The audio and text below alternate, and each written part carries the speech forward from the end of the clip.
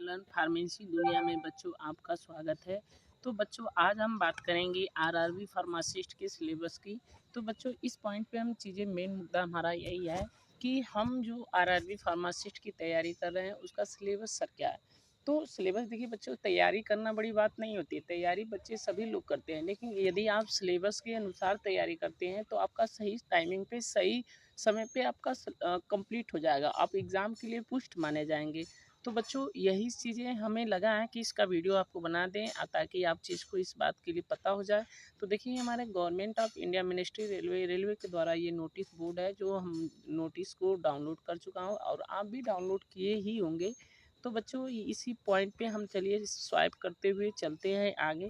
तो ये हमारा ऑफिशियल उसकी नोटिस है, जैसे कि हम आपको पता ही है कि फार्मासिस्ट की वैकेंसी आरआरबी में आई हुई है और इसके लिए काफ़ी दावेदार बच्चे शामिल हुए हैं इस बार और तैयारी अपनी पूरी तैयारी से कर रहे हैं, क्योंकि इसका जो सिलेबस है बच्चों काफ़ी कम्प्लेक्सिटी दिया है। कम्प्लेक्सिटी का मतलब आप सोच रहे होंगे, यदि आप डिप्लोमा कोर्स किए हैं तो सोच रहे होंगे कि चलो भाई हम अपने सिलेबस को तैयारी करें तो हमारा सब चीज़ें कंप्लीट हो जाएगा। तो ऐसा कभी भी आप ये मतभेद में मत रहिएगा बच्चों। तो क्योंकि जो हमारी ये आरआरबी फार्मासिस्ट है जो सिलेबस बनाया है थोड़ा सा हट के बनाया है, मीन्स आपके डिप्लोमा कोर्स तो शामिल किया ही है, डिप्लोमा कोर्स के साथ साथ बी फार्मा के जो बैचलर कोर्स किए हैं उनके सारे सिलेबस सब्जेक्ट इसमें इंक्लूड कर दिया है।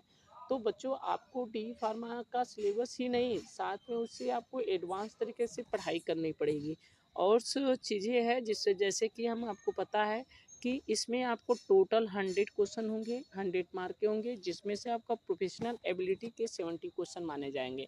मीन्स यदि आपका जो सब्जेक्ट है, जैसे मान लेते हैं हम डिप्लोमा कोर्स किए हैं तो डिप्लोमा कोर्स से आपको 70 क्वेश्चन रहेंगे, means first year second year दोनों मिलाकर, और ये 70 मार्क्स होंगे, मीन्स 1 क्वेश्चन 1 मार्क का इंक्लूड्स होगा। जनरल अवेयरनेस में आपको 10 मार्क्स के आएंगे, ये भी 10 क्वेश्चन रहेंगे। जनरल अरिथमेटिक्स और जनरल इंटेलिजेंट और रीजनिंग भी 10 क्वेश्चन होंगे जो 10 मार्क्स के होंगे। जनरल साइंस में भी आपका 10 नंबर का होगा, 10 क्वेश्चन। टोटल आपके 100 क्वेश्चन होंगे 100 मार्क का। तो बच्चों इतनी आपको तैयारी करना है। अब हम बात करें इन सभी पॉइंट पे, तो हम बात नहीं करेंगे क्योंकि ये सभी चीज़ें लोग तैयारी करते हैं इस पॉइंट पे लेकर, लेकिन हमें प्रोफेशनल एबिलिटी में जो सब्जेक्ट पढ़ना है वो थोड़ा सा हम ध्यान से इस बात पे देख लें। तो चलिए हम थोड़ा सा उसी पॉइंट मुद्दे पे हम बात करते हैं। तो यहाँ पे हम चीज़ें, हमारा जोन वाइज जो वैकेंसी है उसका जोन वाइज आपका सिलेबस भी नहीं, जोन वाइज सिलेबस तो नहीं निकाला है, लेकिन हम उस सिलेबस को जो एक जोन में हमारा सिलेबस आएगा वो भी सभी जोन के सिलेबस वही रहेंगे। आपको अलग से कोई जोन के लिए स्पेशली तैयारी नहीं करना है। तो देखिए बच्चे ये हमारा सिलेबस है, मीन्स फार्मा, देखिए syllabus for various post paramedical category के लिए।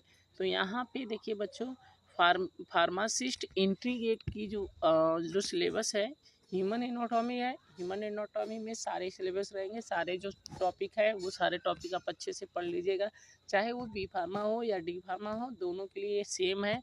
और and physiology means human anatomy and physiology आपका एक सिलेबस आ जाता है। फार्मास्यूटिकल एनालिसिस जो होते हैं ये आपका फार्मास्यूटिकल एनालिसिस जो है बी फार्मा का सिलेबस है। यदि आप डी फार्मा का सिलेबस है तो बच्चों आपको डी फार्मा में फार्मास्यूटिकल केमिस्ट्री में ये सब चीज़ें मिल जाएगा, थोड़ा मोड़ा मिलेगा, लेकिन उस चीज़ें मैंने आपको पहले ही बता दिया कि डी फार्मा का सिलेबस से थोड़ा सा आपको ज़्यादा पढ़ना है। और फार्मास्यूटिक्स आपको सेकेंड, फार्मास्यूटिक तो आपको फर्स्ट ईयर ही, डी फार्मा फर्स्ट ईयर में भी मिल जाएगा, बी फार्मा में भी बी फार्मा में तो है ये। फार्मास्यूटिकल इनऑर्गेनिक है, तो आपका फार्मास्यूटिकल केमिस्ट्री में जो 4 चैप्टर्स है आपका इनऑर्गेनिक देखेंगे तो वहाँ से दिया है, तो उस चीज़ को आपको मिल जाएगा। रिमेंडियल बायोलॉजी भी आपको चीज़ें, थोड़ा सा बायोलॉजी से रिलेटेड क्वेश्चन होते हैं, ये आपको मिल जाएगा। मैथमेटिक्स आपको बी फार्मा का सिलेबस है, या तो आप ये भी कर सकते हैं मैथमेटिकल टूल्स जो फार्मास्यूटिकल केमिस्ट्री का फर्स्ट चैप्टर्स है, वहाँ से आप मैथमेटिक्स से कुछ चीज़ें होती है जहाँ से आप सीख सकते हैं। फार्मास्यूटिकल ऑर्गेनिक केमिस्ट्री आपका डी फार्मा फर्स्ट ईयर का ही सिलेबस है और आपके बी फार्मा में भी दिया है। बायोकेमिस्ट्री तो आप पढ़े ही होंगे, सेकेंड ईयर डी फार्मा के सेकेंड ईयर का सिलेबस है। और पैथोफिजियोलॉजी आपको सेपरेटली अलग से बुक्स लेना पड़ेगा, और पैथोफिजियोलॉजी कुछ टॉपिक्स आपको फार्माकोग्नोसी से भी मिल सकता है और आपके सोशल फार्मेसी से भी कुछ मिल सकता है कुछ टॉपिक्स।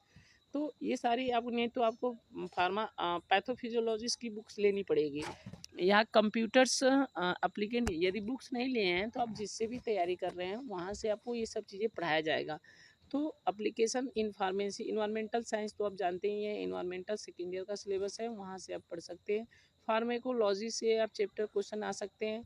और फार्माकोग्नोसी ये तो आपका फर्स्ट ईयर का है। एंड फाइटो केमिस्ट्री इंडस्ट्रियल ये सब सारे देखिए यहाँ से लेके अब ये जितने आपको मिलेंगे सब सेकेंड ईयर के सिलेबस, अरे बी फार्मा के सिलेबस मिलेंगे।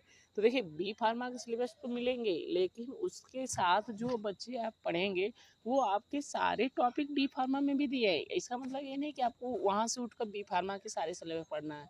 आपको बी फार्मा के सिलेबस नहीं, पहले आप डी फार्मा के जितने भी सिलेबस है सारे ये टॉपिक आपको मिल जाएंगे, लेकिन थोड़ा सा आपको इस पॉइंट के लिए कम मिलेगा। तो वही मैंने बोला हूँ कि स्टार्टिंग में थोड़ा सा आपको ज़्यादा पढ़ना है। तो ये बात हमारी पॉइंट आपने जान ही लिए होंगे।